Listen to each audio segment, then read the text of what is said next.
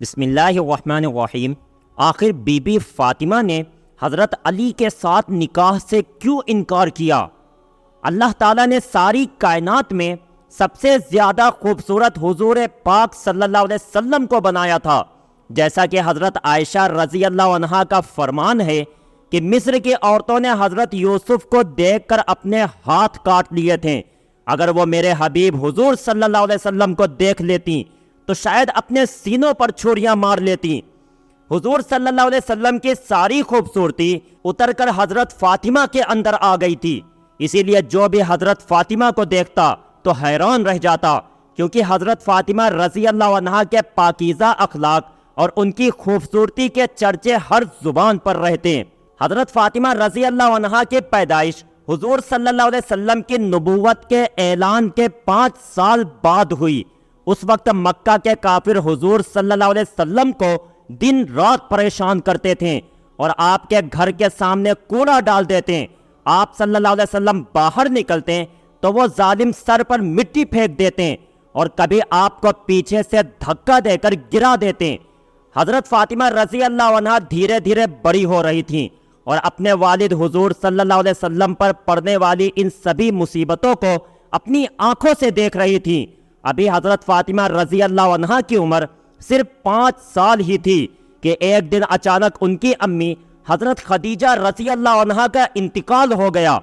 اس بیچاری معصوم سی بچی پر امی کی وفات کا غم ایسا طاری ہوا کہ اکثر آنکھوں میں آنسو بھرے رہتے۔ حضرت خدیجہ رضی اللہ عنہا کی وفات کے بعد حضور صلی اللہ علیہ وسلم کی پریشانیاں اور زیادہ بڑھ گئیں، کیونکہ حضرت خدیجہ کی وفات سے کچھ ہی دن پہلے آپ صلی اللہ علیہ وسلم کے سب سے ہمدرد چچا ابو طالب کی بھی وفات ہو گئی تھی، اور اب آپ کے پاکیزہ بیوی کہ جنہوں نے ہر مصیبت میں آپ کا ساتھ دیا تھا وہ بھی آپ کو چھوڑ کر چلی گئیں۔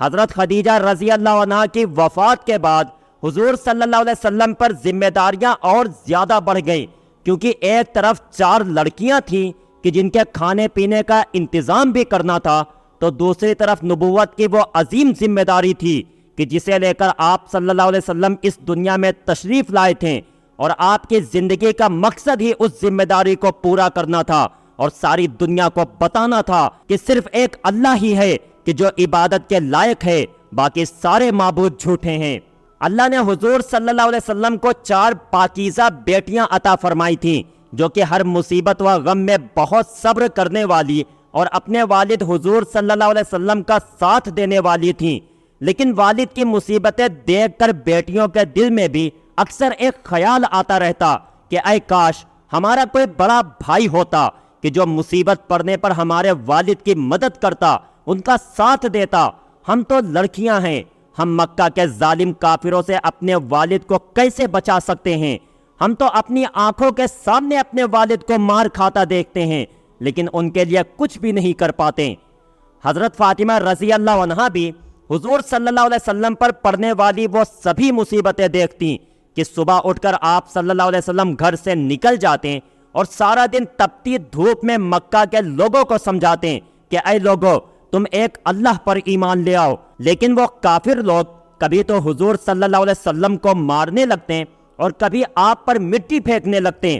حضرت فاطمہ رضی اللہ عنہا اپنے والد پر پڑنے والی ان سبھی مصیبتوں کو دیکھتی اور دل ہی دل خاموشی کے آنسو روتے ہوئے سوچتی کہ اے کاش میرے کوئی سگے چچا ہوتے کہ جو میرے والد کی مدد کرتے، اے کاش میرا اپنا کوئی بڑا بھائی ہوتا جو مصیبت پڑنے پر میرے والد کا سہارا بنتا۔ ایک دن کی بات ہے کہ حضور صلی اللہ علیہ وسلم کعبہ شریف میں نماز پڑھ رہے تھے۔ جب حضور صلی اللہ علیہ وسلم سجدے میں گئے تو اسی وقت پاس بیٹھے کچھ کافروں نے اونٹ کی گندی اوجڑیاں اٹھا کر حضور صلی اللہ علیہ وسلم کے پیٹھ پر رکھ دی۔ وہ اوجڑیاں اتنا زیادہ بھاری تھی کہ حضور صلی اللہ علیہ وسلم اپنا سر سجدے سے نہ اٹھا سکے اور بہت دیر تک اسی حالت میں رہیں۔ وہ مکہ کے کافر حضور صلی اللہ علیہ وسلم کی ایسی حالت دیکھ کر ٹھاٹھے مار مار ہنس رہے تھے کہ اسی وقت کسی نے جا کر حضرت فاطمہ سے کہا کہ اے بچی، جاؤ دیکھو کعبہ کے پاس تمہارے ابو کو مکہ کے لوگ کیسا پریشان کر رہے ہیں۔ حضرت فاطمہ رضی اللہ عنہا جو بیچاری ابھی صرف 5 سال کی ہی تھیں، امی کی وفات کا غم ابھی ٹھنڈا نہیں ہوا تھا کہ اس چھوٹی سی عمر میں والد پر بھی ایسی ایسی مصیبتیں دیکھنے کو مل رہی تھیں۔ تو حضرت فاطمہ نے جیسے ہی سنا کہ میرے والد کو مکہ کے کافر پریشان کر رہے ہیں تو دوڑتی ہوئے کعبہ کے پاس پہنچی، تو وہاں کا منظر دیکھ حضرت فاطمہ کا بھی دل کانپ کر رہ گیا۔ حضرت فاطمہ رضی اللہ عنہا دیکھتی ہیں کہ میرے والد حضور صلی اللہ علیہ وسلم سجدے میں ہیں اور کافروں نے ان کے اوپر اونٹ کی بھاری بھرکم اوجریاں ڈال دی ہیں، جن کی وجہ سے میرے 50 سال کے بوڑھے والد سجدے سے اپنا سر نہیں اٹھا پا رہے ہیں اور سامنے کھڑے کافر لوگ ٹھاٹھے مار مار کے ہنس رہے ہیں۔ حضرت فاطمہ رضی اللہ عنہا نے جیسے ہی یہ منظر دیکھا تو دوڑتی ہوئی اپنے والد حضور صلی اللہ علیہ وسلم کے پاس پہنچی اور اپنے معصوم ہاتھوں سے اس 5 سال کی بچی نے بہت محنت کے بعد ان اوجریوں کو ہٹایا اور کافر لوگوں کو روتے ہوئے برا بھلا کہنے لگی کہ اے مکہ والو، تم میرے ابو کو اتنا زیادہ کیوں پریشان کرتے ہو؟ حضور صلی اللہ علیہ وسلم نے جس وقت سجدے سے سر اٹھایا اور بیٹی فاطمہ کو روتا ہوا دیکھا تو ان ظالم کافروں سے کہنے لگے کہ اے مکہ والو، میں تمہیں ذبح کرنے کے لیے بھیجا گیا ہوں، دیکھنا ایک دن آئے گا کہ میں تمہیں اپنے ہاتھوں سے ذبح کروں گا۔ یہ سن کر سبھی کافر کانپ کر رہ گئے، کسی میں ہمت نہیں تھی کہ وہ آگے سے حضور صلی اللہ علیہ وسلم کا جواب دے پاتا، کیونکہ سب کو پتا تھا کہ محمد کبھی جھوٹ نہیں بولتے۔ حضور صلی اللہ علیہ وسلم اپنی ساری بیٹیوں میں سب سے زیادہ حضرت فاطمہ رضی اللہ عنہا سے محبت کرتے تھے، کیونکہ وہ سب سے چھوٹی تھیں اور اللہ نے انہیں بہت زیادہ خوبیوں سے بھی نوازا تھا۔ حضور صلی اللہ علیہ وسلم فرمایا کرتے تھے کہ اے لوگو، میری بچی فاطمہ میرے جسم کا ٹکڑا ہے، جو اسے خوش کرے گا اس نے مجھے خوش کیا اور جو اسے ناراض کرے گا اس نے مجھے ناراض کر دیا۔ لیکن حضور صلی اللہ علیہ وسلم کی سب سے چہیتی بیوی حضرت خدیجہ کی وفات کے بعد ایک بہت بڑا مسئلہ یہ کھڑا ہو گیا کہ حضور صلی اللہ علیہ وسلم کی ان چھوٹی چھوٹی بچیوں کی تربیت کون کرے گا، کیونکہ حضور صلی اللہ علیہ وسلم پر نبوت کے کام کی ایک بہت بڑی ذمہ داری تھی، اس لیے آپ صلی اللہ علیہ وسلم اپنی لڑکیوں کو زیادہ وقت نہیں دے پاتے تھے۔ تو آپ صلی اللہ علیہ وسلم نے محلے ہی کی ایک نیک خاتون حضرت فاطمہ بنت اسد کو یہ ذمہ داری دی کہ وہ میری چھوٹی بچی فاطمہ کو اپنی نگرانی میں رکھے اور اس کو ادب و تہذیب سکھائیں۔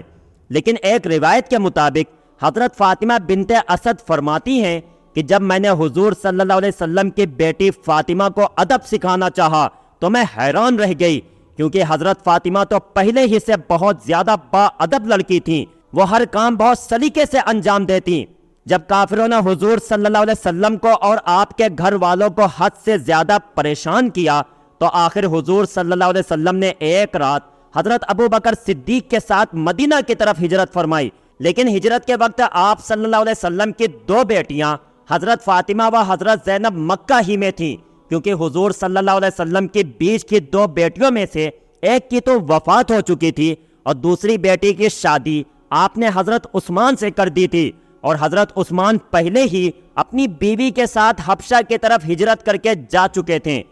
حضور صلی اللہ علیہ وسلم کی بڑی بیٹی حضرت زینب کے شوہر ابو العاص ابھی اسلام تو نہیں لائے تھے، لیکن وہ حضور صلی اللہ علیہ وسلم کی بیٹی حضرت زینب سے بے حد محبت کرتے تھے۔ مکہ کے کافروں نے بہت کوشش کی کہ کسی طرح ابو العاص حضور صلی اللہ علیہ وسلم کی بیٹی زینب کو طلاق دے دے، لیکن حضرت ابو العاص نے صاف انکار کرتے ہوئے کہا کہ اگر مجھے ساری دنیا کی بھی دولت نصیب ہو جائے تو میں اپنی زینب کو تب بھی طلاق نہیں دوں گا۔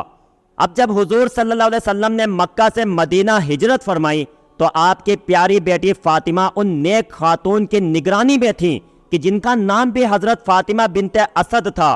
حضور صلی اللہ علیہ وسلم نے اپنی 2 بیٹیوں کو مکہ میں تو چھوڑ دیا تھا، لیکن ان کی یاد آپ صلی اللہ علیہ وسلم کو ہر وقت ستاتی رہتی۔ اسی لیے مدینہ پہنچتے ہی حضور صلی اللہ علیہ وسلم نے حضرت زید بن حارثہ کو ایک اونٹ دے کر مکہ کی طرف روانہ کیا اور کہا کہ جاؤ اور میری بچی فاطمہ کو میرے پاس لے آؤ۔ مدینہ ہجرت کے بعد حضور صلی اللہ علیہ وسلم چاہتے تھے کہ آپ کی بڑی بیٹی حضرت زینب بھی کسی طرح آپ کے پاس مدینہ آ جائیں، لیکن ان کے شوہر ابو العاص اس کی اجازت نہ دیتے۔ لیکن کچھ دنوں بعد جب حضرت ابو العاص کو کچھ صحابہ کرام نے ایک سفر کے دوران گرفتار کر لیا اور انہیں حضور صلی اللہ علیہ وسلم کی خدمت میں لا کر پیش کیا تو حضور نے ان سے کوئی بات نہ کی۔ کافی دن گزرنے کے بعد جب حضرت ابو العاص کو آزاد نہ کیا گیا تو حضور صلی اللہ علیہ وسلم کی بڑی بیٹی حضرت زینب نے اپنے شوہر کو چھڑانے کے لیے اپنا وہ قیمتی ہار اپنے والد حضور صلی اللہ علیہ وسلم کے پاس بھیجا، جو کہ ان کی امی حضرت خدیجہ نے انہیں شادی کے وقت یادگار کے طور پر دیا تھا۔ حضور صلی اللہ علیہ وسلم نے جیسے اپنی بڑی بیٹی کا وہ ہار دیکھا جو کہ حضرت خدیجہ نے شادی کے وقت انہیں دیا تھا، تو آپ صلی اللہ علیہ وسلم بے اختیار رونے لگے اور بہت دیر تک اپنی بیٹی زینب کو یاد کرتے رہیں، اور پھر ان کے شوہر ابو العاص سے کہا کہ جاؤ اور یہ ہار بھی اپنے ساتھ لے کر جاؤ، اور میں تمہیں ذمہ داری دیتا ہوں کہ تم مکہ پہنچتے ہی میری بیٹی زینب کو میرے پاس مدینہ بھیج دینا۔ تو ابو العاص نے وعدہ کیا کہ میں ہر حال میں زینب کو آپ کے پاس مدینہ بھیج دوں گا۔ لیکن قسمت کا فیصلہ کہ جس وقت حضرت زینب مکہ سے مدینہ کی طرف روانہ ہوئی تو کچھ کافروں نے پیچھا کر کے آپ کو راستے میں بہت مارا، یہاں تک کہ ان کافروں نے حضور صلی اللہ علیہ وسلم کی بیٹی حضرت زینب کو اونٹ سے نیچے گرا دیا، کہ جس کی وجہ سے آپ کے پیٹ میں جو 6 ماہ کا بچہ تھا وہ باہر نکل آیا، اور حضرت زینب کو بھی جسم میں اتنی زیادہ چوٹیں لگیں کہ حافظ ابن کثیر نے لکھا ہے کہ انہی اندرونی چوٹوں کی وجہ سے آخر کچھ دنوں بعد حضرت زینب کی بھی شہادت ہو گئی۔ حضور صلی اللہ علیہ وسلم نے جس وقت اپنی بڑی بیٹی زینب کا جنازہ قبر میں اتارا تو روتے روتے آپ کی داڑھی تر ہو گئی اور بے اختیار کہنے لگے کہ میری زینب، میری پیاری بچی زینب، اسے میری خاطر بہت تکلیفیں دی گئیں۔ ہجرت کے بعد حضور صلی اللہ علیہ وسلم نے حضرت فاطمہ کو بھی مدینہ بلا لیا۔ اب تک حضرت فاطمہ رضی اللہ عنہ جوانی کی عمر کو پہنچ چکی تھیں اور ان کے لیے شادی کے رشتے بھی آنے لگے تھے، کیونکہ حضرت فاطمہ رضی اللہ عنہ کو اللہ نے حد درجہ خوبصورتی کے ساتھ ساتھ اچھے اخلاق سے بھی نوازا تھا، اور حضور صلی اللہ علیہ وسلم بھی ان سے بہت زیادہ محبت فرماتے تھے۔ اسی محبت کو دیکھتے ہوئے بڑے بڑے صحابہ اکرام بھی یہی چاہتے کہ فاطمہ کی شادی ان سے ہو جائے، یہاں تک کہ ایک روز حضرت ابو بکر صدیق نے آ کر حضور صلی اللہ علیہ وسلم سے کہا کہ اے اللہ کے رسول، میں فاطمہ سے نکاح کرنا چاہتا ہوں۔ تو حضور صلی اللہ علیہ وسلم نے فرمایا کہ اس سلسلے میں اللہ کی وحی کا انتظار کر رہا ہوں۔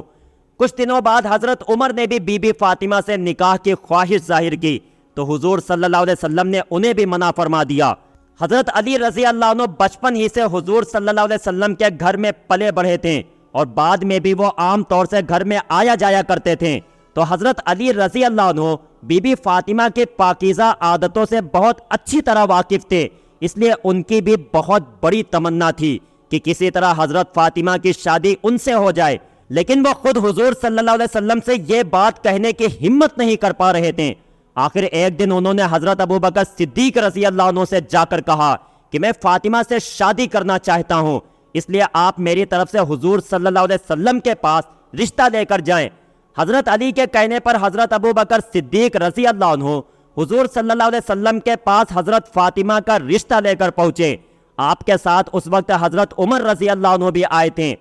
حضور صلی اللہ علیہ وسلم کے پاس پہنچ کر حضرت ابو بکر صدیق رضی اللہ عنہ کہنے لگے کہ اے اللہ کے رسول، آپ کے چچا کے لڑکے علی آپ کی بیٹی فاطمہ سے نکاح کرنا چاہتے ہیں، کیا آپ کو منظور ہے؟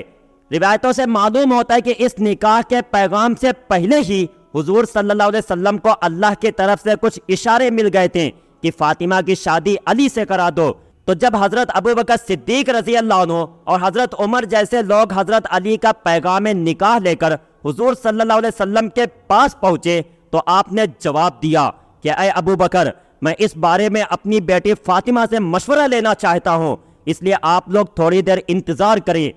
اور پھر حضور صلی اللہ علیہ وسلم حجرے کے اندر اپنی بیٹی فاطمہ کے پاس گئے اور ان سے کہنے لگے کہ اے میری بچی، باہر ابو بکر و عمر علی کے ساتھ تمہارے رشتے کا پیغام لے کر آئے ہیں، کیا تم راضی ہو؟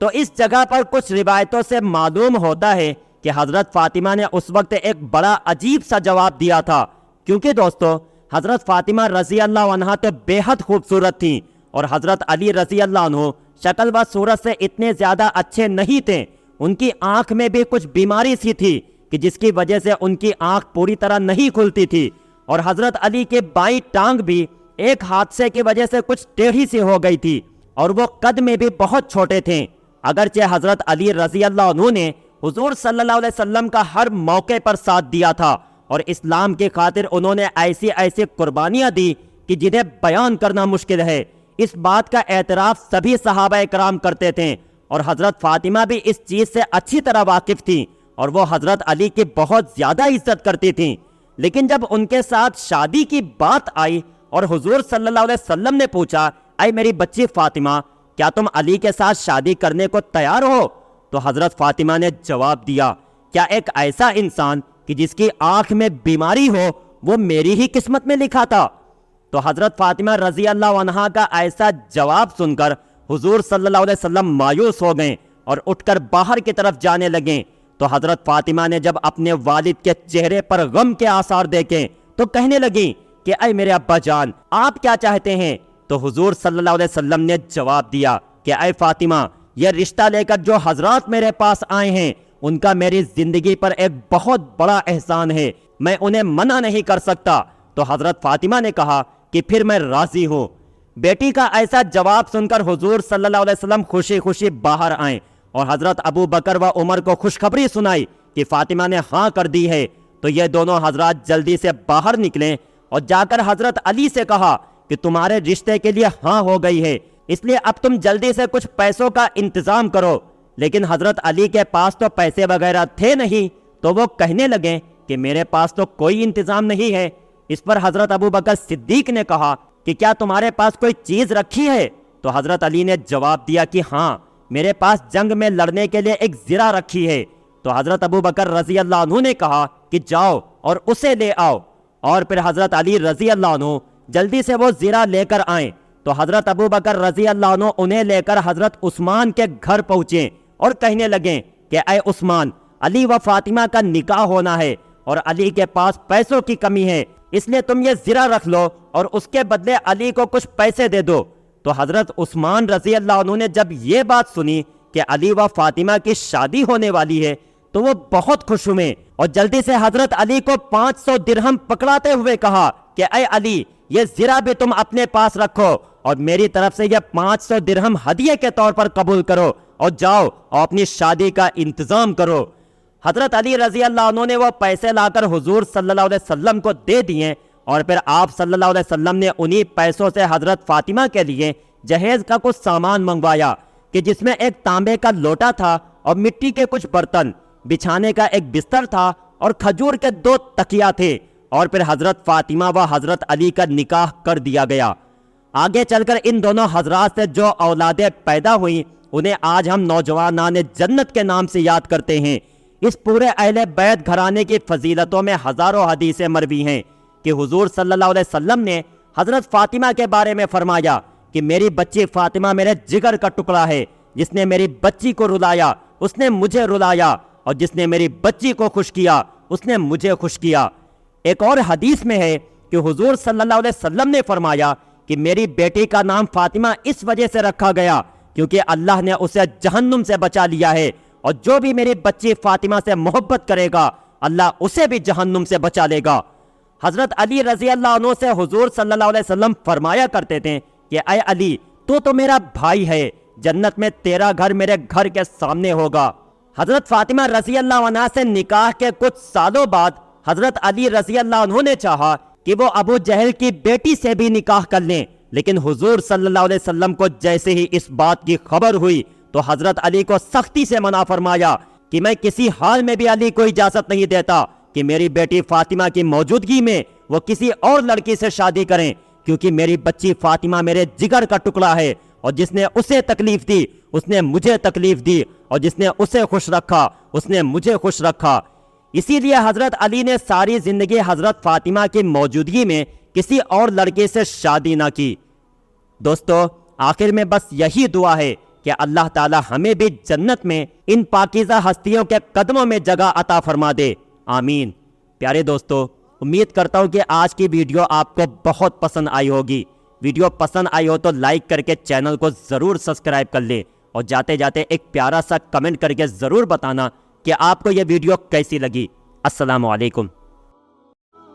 پیارے دوستو، آپ کو تو اچھی طرح پتہ ہے کہ اس وقت ہندوستان میں مسلمانوں کے حالات بہت زیادہ خراب ہیں، انہیں نوکریوں سے نکالا جا رہا ہے، مسلمانوں کے بچے ہوٹلوں میں کام کر کے اپنا فیوچر برباد کر رہے ہیں، اس لیے اب ہمیں اپنے اندر تھوڑی سی بیداری لانی چاہیے اور پیسے کمانے کے کچھ ایسے طریقے اختیار کرنا چاہیے کہ جن کے ذریعے ہم گھر بیٹھ کر صرف 1-2 گھنٹہ کام کر کے مہینے کے لاکھوں روپے کما سکتے ہیں۔ یہ سن کر آپ کو حیرانی ہو رہی ہوگی کہ کیا کوئی انسان گھر میں بیٹھ کر بھی پیسے کما سکتا ہے؟ تو ہاں دوستو، یہ حقیقت ہے، ہم گھر بیٹھ کر بھی لاکھوں روپے مہینہ کما سکتے ہیں۔ آپ مجھے دیکھیں کہ میں یوٹیوب پر جو آپ کے سامنے یہ سب ویڈیو بناتا ہوں، ان کے ذریعے مجھے ہر مہینے لاکھوں روپے کی کمائی ہوتی ہے۔ تو آخر آپ کس چیز کا انتظار کر رہے ہیں؟ اگر میں کر سکتا ہوں تو آپ بھی کر سکتے ہیں۔ اگر اپنے لیے نہیں تو کم سے کم اپنے ماں باپ اور اپنے بچوں کے لیے تو ایک قدم آگے بڑھائیں۔ انشاءاللہ آپ کے سچے جذبے کی بنیاد پر اللہ تعالیٰ آپ کو کامیابی ضرور عطا فرمائے گا، کیونکہ آپ بھی دل کے اخلاص کے ساتھ یہی چاہتے ہیں کہ پیسے کما کر اپنے ماں باپ اور بچوں کے لیے سہارا بنیں۔ اس لیے دوستو، اپنے اندر ایک بیداری پیدا کریں۔ ہو سکتا ہے کہ فیوچر میں ہم مسلمانوں کو حکومت کی طرف سے کوئی بھی سہولت نہ ملے، اس لیے پہلے ہی ہمیں اپنے لیے پیسے کمانے کا کوئی ایسا بندوبست کر لینا ہے کہ ہم دوسروں کے محتاج نہ رہیں۔ دوستو، یہ حقیقت ہے کہ آپ بھی میری طرح گھر بیٹھ کر یوٹیوب سے لاکھوں روپے مہینہ کما سکتے ہیں۔ تو اگر آپ تیار ہیں تو ڈسکرپشن میں میں نے ایک ویڈیو کا لنک دیا ہے کہ جس میں نے سمجھایا ہے کہ آخر آپ کیسے گھر بیٹھے یوٹیوب سے کمائی شروع کر سکتے ہیں۔ وہ ٹریننگ ویڈیو دیکھ کر انشاءاللہ آپ کو بھی احساس ہوگا کہ ہم مسلمان ان سب چیزوں سے کتنی دور ہیں۔ ہمیں بڑھ چڑھ کر ان چیزوں میں حصہ لینا چاہیے، کیونکہ دوسری قوم کے لوگ آن لائن دنیا سے کروڑوں روپے کما رہے ہیں اور ہم مسلمانوں کو اس کی کوئی خبر ہی نہیں۔ تو دیر نہ کریں اور ابھی جا کر وہ ٹریننگ ویڈیو دیکھیں، بالکل فری ہے۔ پھر آپ کی مرضی، اگر آپ اپنی زندگی بدلنا چاہتے ہیں تو قدم آگے بڑھائیں، ورنہ کوئی بات نہیں۔ السلام علیکم۔